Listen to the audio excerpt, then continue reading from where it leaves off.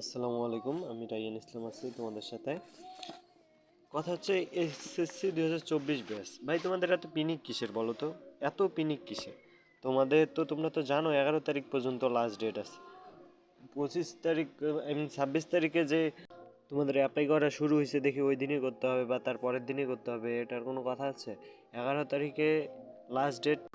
এখনো তোমাদের পর্যাপ্ত সময় আছে। তোমরা একটা কাজ করো, দেখো একটা রাস্তা দিয়ে একসাথে যদি সবাই যাও তাহলে কিন্তু রাস্তায় জ্যাম লাগবে, এটাই স্বাভাবিক।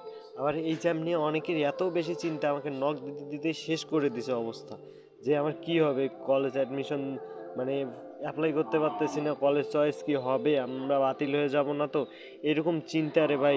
আমি জীবনেও এত সিরিয়াস ব্যাচ দেখিনি, এসএসসি 2024 ব্যাচ এত বেশি সিরিয়াস। ইভেন্ট 11 তারিখে তোমার লাস্ট ডেট।